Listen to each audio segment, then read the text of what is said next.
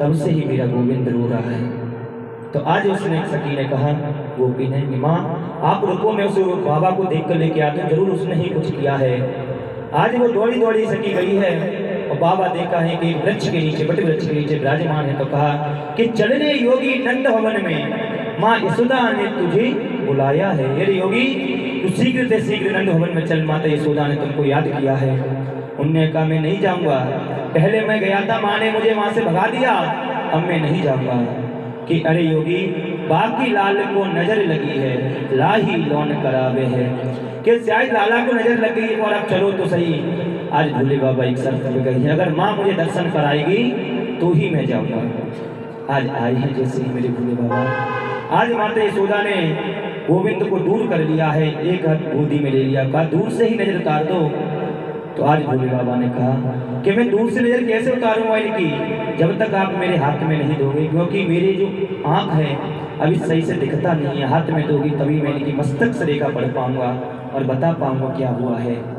माँ ने कहा है कि जो तुम्हारे गले में सर्प लगा है, इससे मुझे डर लग रहा है मेरे लाला को।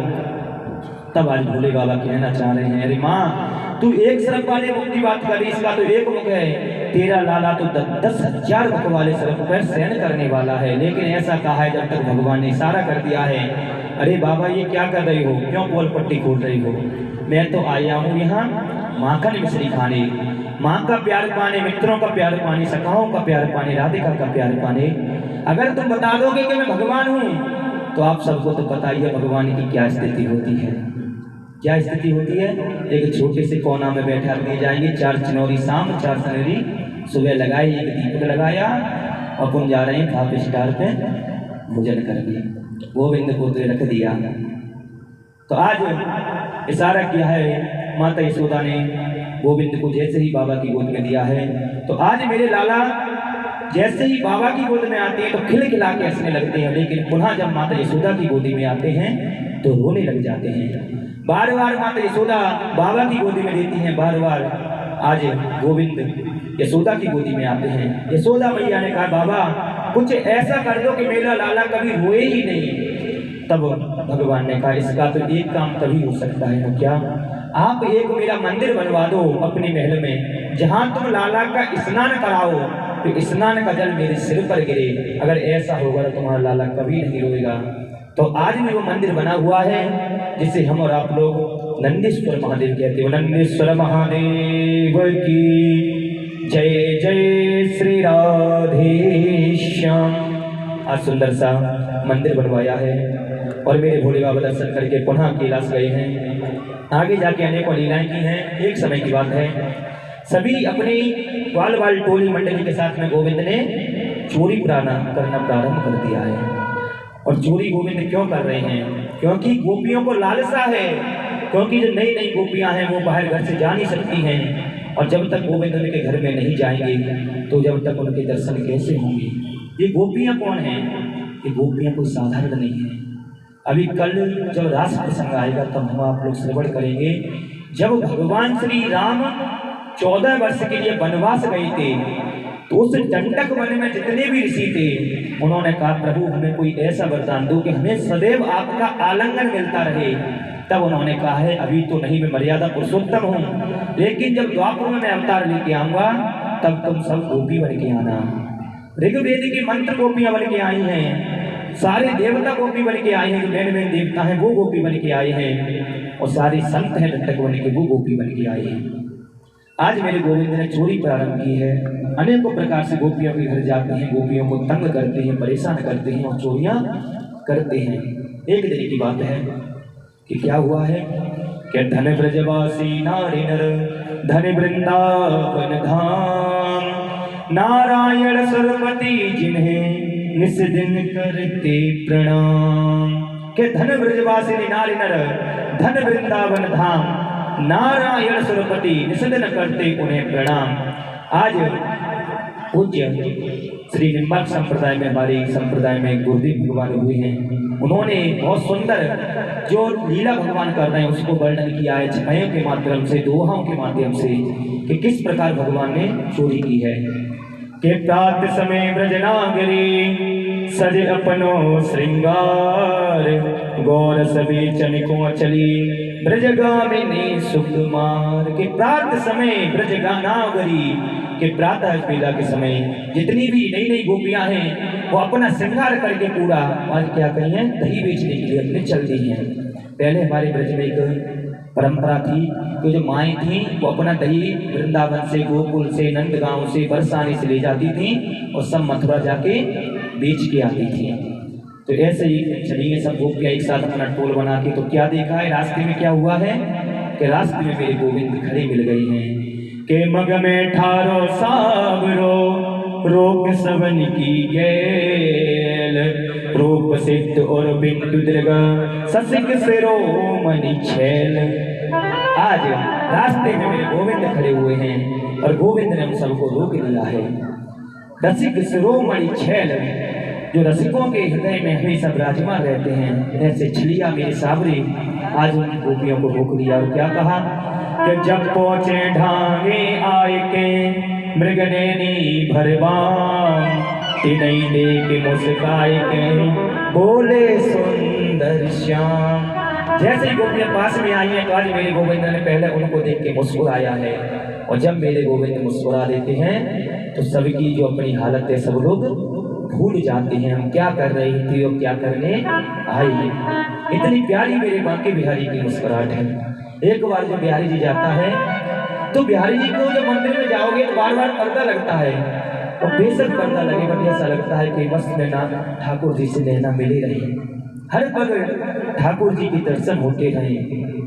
अभी 8 साल हुए जा रहे हैं वृंदावन में हमको निवास करते हुए। जब बाहर कथा में कहीं होती है तब की कह नहीं सकते, लेकिन बिहारी जी की इतनी कृपा है, इतना आशीर्वाद है कि सायंकालीन आरती गुरुदेव भगवान की कृपा से कभी वंचित नहीं हो पाती है। चाहे यहाँ रहें तो मोबाइल के जरिए होती है आरती, और वहाँ रहें तो सम्मुख आरती बिहारी जी की हो ही जाती है। ठाकुर जी की कृपा है। और कहते भी ना कि इरादे रोज बनते हैं बनकर बिगड़ जाते हैं, इरादे रोज बनते हैं बनकर बिगड़ जाते हैं, वृंदावन वही आती है जिन्हें मेरे बांके बिहारी जी बुलाते हैं। हर कोई वृंदावन नहीं आ पाता है। जिसमें अति से कृपा होगी हमारी किशोरी जी की, यहाँ पर ठाकुर जी की कृपा की नहीं कहा है, किशोरी जी, प्रिया जी, श्यामा जी की जिस पर कृपा होती है वही वृंदावन आ पाता है। आज भगवान गोपियों को देख के कहने लगे कि जब आगे पग जिन धरो बिना दिए दलिदान, कहाँ जाए ठाड़ी रहो रूप स्वरूप की खान। अरे सुंदर गोपियों, तुम तो रूप सुंदर की खान हो, लेकिन अब तुमने जब एक पग भी आगे धर दिया बिगर मुझे दलिदान तो अच्छा नहीं होगा। एक सखी की भुज पकड़, एक सखी की भुज पकड़ हंस बोले ब्रजराज, प्यारी तू आई नई दही बेचन को आज। एक सखी की भुजा पकड़ ली है आज गोविंद ने, कहा अरे प्यारी मुझे ऐसा प्रतीक हो रहा है तू तो नई आई है, आज पहली बार आई है क्या?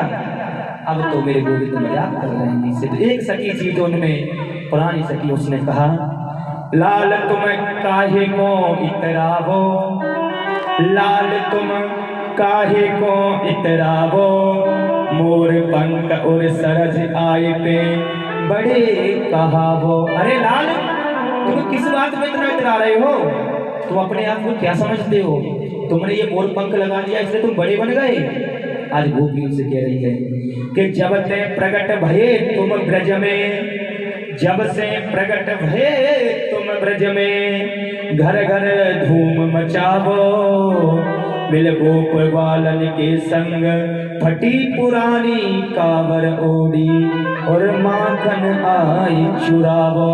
अरे ये फटी पुरानी कामल ओढ़े हो, जब से तुम इस ब्रज में प्रकट हुए हो हर घर में धूम मचा के रखी है, गोप वालों के साथ सबको परेशान करते हो, तंग करते हो, और ये फटी पुराने कपड़े पहने ये कहने लगी फटी पुरानी कावर ओढ़ी बन बन भेल चढ़ावो, नारायण फिर कौन भरोसे यही पे गाल बजावो। अरे फटी पुरानी चादर ओढ़ने वाले, गांव में गाय चराने वाले, वन वन में जंगल में गाय चराते हो, इस बात में तुम गाल बजा रहे हो। क्यों तुम गाल बजा रहे हो? तुम क्यों बड़े हो?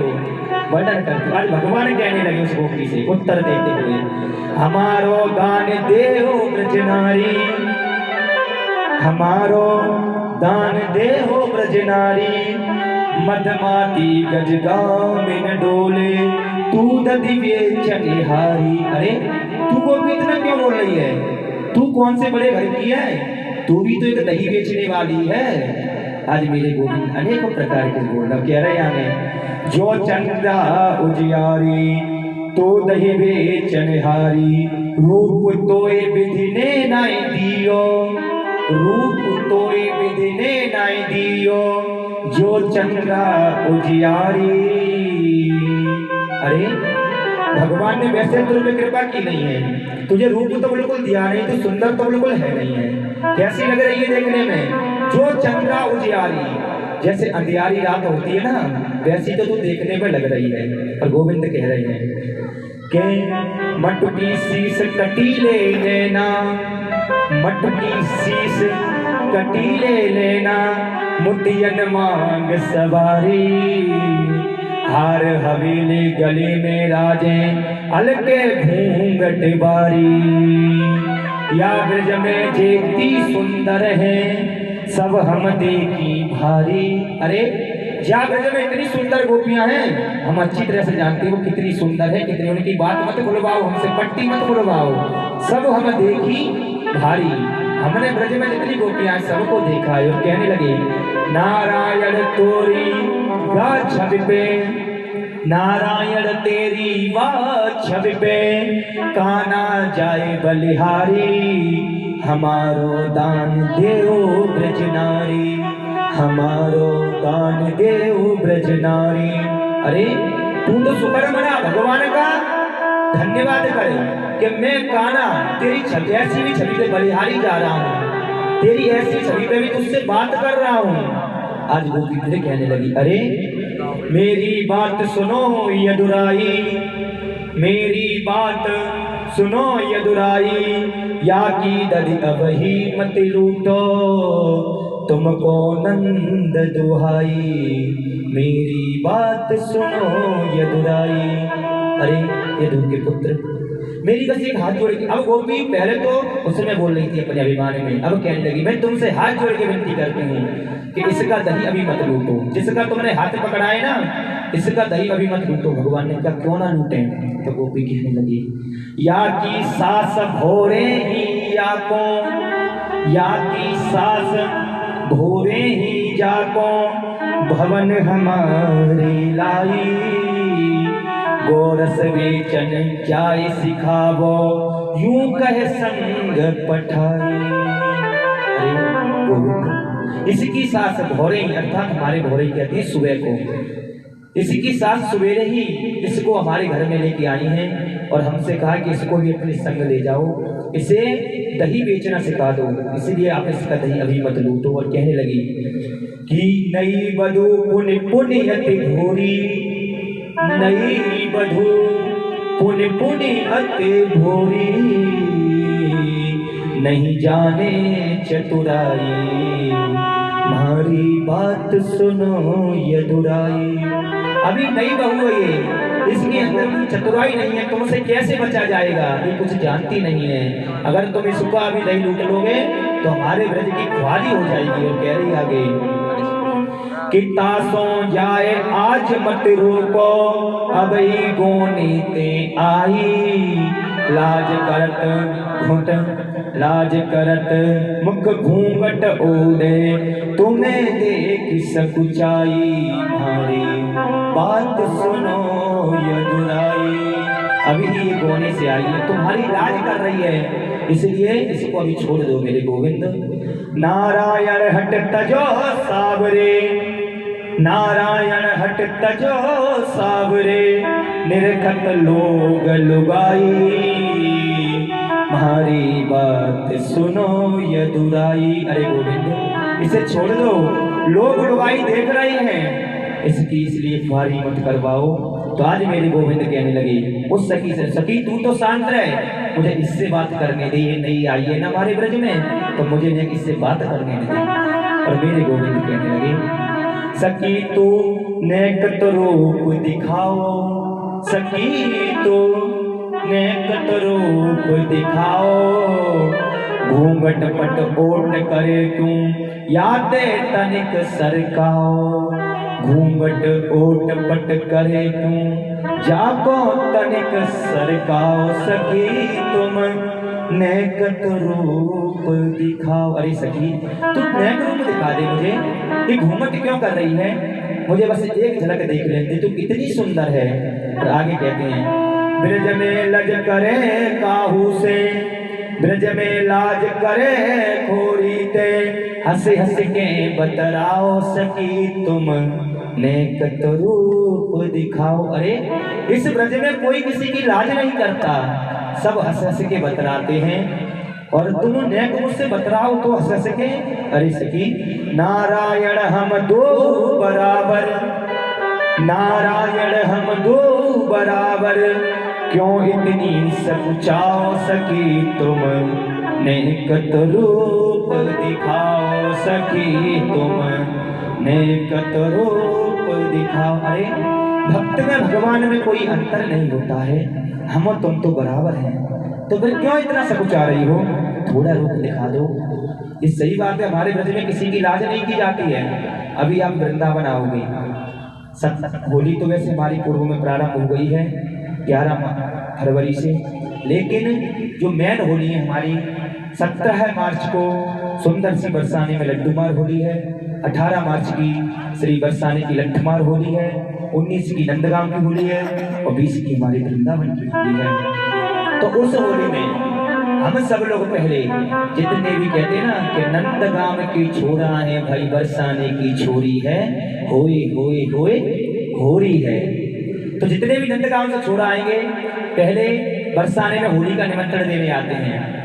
तो फिर बरसाने से जितनी भी सखियां हैं, भाभी हैं, भौजी इतनी आती हैं, वो सभी अपना 16 श्रृंगार, अगर आपने लट्ठमार होली देखी होगी, इसमें से किसी ने होली के दर्शन किए हैं, किसी ने नहीं किए, आप एक बार होली के दर्शन अवश्य करें। कहते जग होली ब्रज होरा, अगर आप एक बार होली के दर्शन कर लेंगे तो अपने घर की होली भूल जाओगे। इतनी सुंदर प्यारी सी होली हमारे वृंदावन में और बरसाने में होती है। तो होली में जितनी भी सखियां हैं सब अपने 16 श्रृंगार करके, बिल्कुल जिस प्रकार एक दुल्हन जब जयमाला के लिए तैयार होती है, उस प्रकार हमारी जितनी ब्रज की माता हैं, बहनें हैं, वो सब तैयार होके जाती हैं। पहले नंदगांव से लड़के हैं जो भी हमारे भाई बंधु हैं, वो निमंत्रण देने आएंगे होली का, इधर से लट्ठमार होली खेलती हुई बरसाने से नंदगांव जाते हैं। बड़ा ही धूमधाम से उत्सव मनाया जाता है, किसी के मन में राग द्वेष काम की भावना नहीं रहती है, सब एक दूसरे को, हर गोपी को राधा समझते हैं, वहाँ हर जो बालिका होती है उसको राधा समझाता जाता है, और छोटे बच्चे होते हैं उनको कृष्ण समझा जाता है, और सब मिलके होली खेलते हैं। बोली होली के रसिया की जय जय श्री राधे श्याम। एक दिन सखियों ने विचार किया गोविंद हमको बहुत परेशान कर रहा है, आज इसको हम पकड़ेंगे। तो किया कैसे पकड़ेंगे, तो जो मटकी होती है, मटकी जो छीके पे लटका दिया ऊपर, और उससे एक घंटी बांधी है, कहा जब गोविंद आएंगे मक्खन खाएंगे तो घंटी बज जाएगी तो हम इनको पकड़ लेंगे।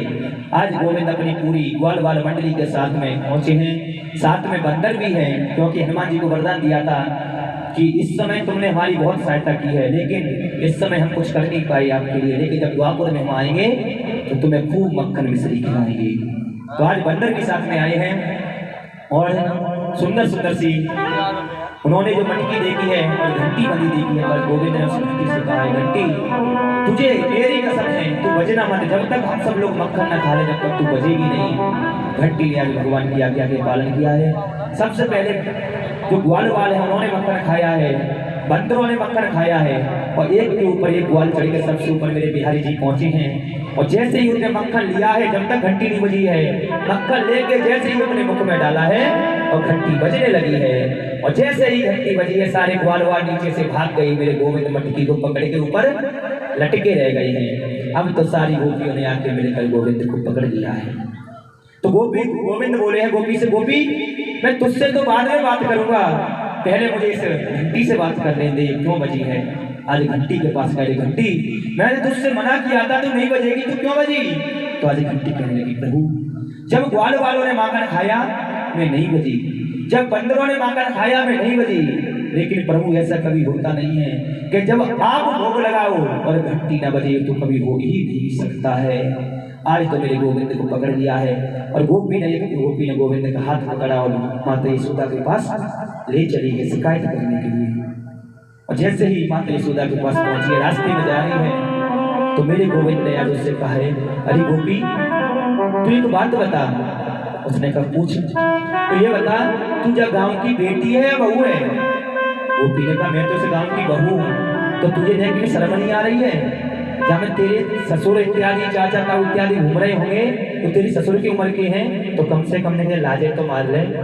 तो आज गोपी ने जैसे ही लाज मारी है, तो मेरे गोविंद ने क्या किया कि कहा है, गोपी मेरे इस हाथ को छोड़ दे, इसमें बहुत दर्द हो रहा है, मेरे दूसरे हाथ को पकड़ दे। और जैसे ही दूसरा हाथ पकड़ा है, तो क्या किया मेरे गोविंद ने, उसके गोपी का बालक चल रहा था बगल में, कहा अगर तुझे मक्खन खाना है तो जरा। और आज वो भी उसकी टीम का था, गोविंद की के जो आ गया है, और उसे ग्वाल के गोपी के ही बालक के हाथ पकड़ा के गोविंद वहां से चली गई है और अपने घर में जाके सो गई है। शांत माता यशोदा का देखा कि आज गोपी आई है और गोपी ने शिकायत की है कि माँ यशोदा बाहर आओ। तुम कहती हो ना कि मेरा लाला कभी चोरी नहीं करता है, देखो आज इसको चोरी करके पकड़ा हुआ है। माता यशोदा ने गोविंद तो मेरा ये सो रहा है, ये किसको पकड़ लाई है? तो आज बाहर जाके देखा है, तो एक माता यशोदा ने कहा, गोपी क्यों इतना उदम मचा रही है, क्या हुआ? कहा माँ तुम बार बार अपने लाले की बहुत पक्ष लेती थी ना, आज देखो मैंने इसे नंगे हाथों पकड़ा है। तब आज यशोदा मैया ने कहा, दादी की पहले के जा पर थोड़े घूंघट है तो ऊपर कर ले, एक हाथों को लाज मारे ढूंढ रही है, ऊपर करके देखिए मेरे छोड़ा है कि तेरो छोड़ा है। और जैसे ही घूमट पकड़े कोट ऊपर करके देखो है, अपनों लाला पार में पास हो, जब तक गोविंद मेरी आंखें मिली तो वो पीछे से चले आ रहे हैं और गोविंद पीछे से सारा कर रहे हैं, गोपी आज तो तेरे पुत्र को हाथ दियो है, अगर तेने पे बाद में ऐसा मेरे साथ करो तो जाते आज पुत्र की हाथ की जगह तेरो कसम को हाथ तेरे हाथ में देंगो। अनेकों प्रकार की मेरे लाला लीला कर रहे हैं। एक दिन की बात है, मेरे गोविंद गोपी घर में गए हैं रात्रि में, लेकिन उस घर में कहीं उनको माखन नहीं मिला है। पूरा घर छान मारा, कहीं माखन नहीं मिला। गोविंद ने कहा ये तो अच्छा नहीं हुआ हमारे साथ में। तो क्या किया, उसकी जो गोपी है वो दोनों पलंग पर सो रही थी, साथ में ग्वाल था उसका। तो उसकी ग्वाल की डाली और गोपी की चोटी एक दूसरे में गोविंद ने बांध दी है। उसकी जो छोटी एक कन्या थी दूसरे रूम में कच्चे में सो रही थी, उसकी चोटी को खटिया की पाटी से बांधकर गोविंद ने उसके कान में चिल्ला दिया है कि हवा। और जैसे ही हुआ कि आए देखो ना खड़ी हुई है, उसने लगाया कि चोटी किसी ने बंधी थी, पकड़ लिया है, डर गई है, चिल्लाई है। और इधर से ये दोनों खड़े हुए तो एक की दाढ़ी बंधी हुई थी, उनके बाल बंधे हुए थे। इस प्रकार की अनेक मेरे गोविंद आज लीला कर रहे हैं। एक दिन की बात है कि मेरे गोविंद ने कहा है कि माँ जो ये चंद्रमा है इसको मैं लूंगा। इसके लिए मेरे गोविंद रूठ गए हैं कि मैया मैं तो चंद्र खिलौना ली हूँ, मैया मैं तो चंद्र खिलौना ली हूँ, जो है लोट धरण पर अब ही तेरी गोद ना आइयो, मैया मैं तो चंद्र खिलौना ली हूँ। अरे माँ मैं तो चंद्र खिलौना लूंगा, जई हो लोट धरण पर तेरी गोद ना आइयो, अभी मैं धरती पर लेट जाऊंगा, तेरी गोद नहीं आऊंगा। माता यशोदा कहती अच्छी बात है, वैसे भी भगवान ने तुझे बहुत सुबर बनाया है, काला कलूटा, धरती पे लौट जा और अच्छा लगेगा, बता मेरी गोद में। फिर आने गोविंद कहने तुम्हें दाल नहीं गली। दूसरी बात कहने लगे, सुरभि को पयपान न करियो, बेनी सुर न गुथइयो, मैया मैं तो चंद्र खिलौना ली हूँ। सुरभि गाय का पान नहीं करूंगा। मैया ने कहा मत कर, मेरा क्या जाता है, वैसे भी तू बहुत तकजबर है, बहुत वीर है, अगर दूध पान नहीं करेगा तो और दुबला पतला हो जाएगा, सारे ग्वाल वाल तुझे मारेंगे। गोविंद ने कहा ये भी बात नहीं करी, अब क्या करें कि बेनी सिर ना गुथियो, कि मैं अपने जो सर की चोटी बनवाता हूँ वो नहीं बनवाऊंगा। मैया मत बनवा, बहुत अच्छा लगता है, नहीं बनवाएगा तो और अच्छा लगेगा। गोविंद ने अब क्या करें, फिर गोविंद कहने लगे किस हो तो पूत नंद बाबा को, हो तो पूत नंद बाबा को, तेरो सुत न कही हो मैया, मैं तो चंद्र खिलौना ली हूँ। हाँ तो पुत्र नंद बाबा को मैं आज पूरे ब्रज में बोल दूंगा, मैं तो पुत्र नंद बाबा का हूँ, मैं यशोदा का लाला हुई नहीं। और जैसे ही ये कहा है मेरी माँ झटपटा के भग के आई, उसे गले में लगा लिया है गोविंद को। कहा गोविंद एक बात कर, मैं तुझसे चंद्र खिलौना से भी कुछ अच्छी चीज दे दूं तो तू मान जाएगा? अब तो गोविंद मैया क्या दोगी? तो आज मेरी मैया कहने लगी आगे आओ बात सुन मेरी, आगे आओ बात सुन मेरी, बलदेव ही न जनइयो। बलदेव जी से मत कहना, मैं तुझे ही बता रही हूँ। गोविंद का मैया बता का के जल्दी बता। तो आज मेरी मैया बताई हरि समझावत कहत जसोमती, हरि समझावत कहत जसोमती, नई दुल्हनिया नहीं हो मैया मैं तो चंद्र खिलौना ली हूँ। मैं तेरे लिए छोटी सी दुल्हनिया ले आऊंगी नहीं। अब तो गोविंद रूठ गए हैं कि मैया अब तो मुझे दुल्हन चाहिए, अब तो मेरी शादी करा दे। शादी भी किससे, किस प्रकार आज गोविंद अपनी मैया से कह रही हैं भजन के माध्यम से। आइए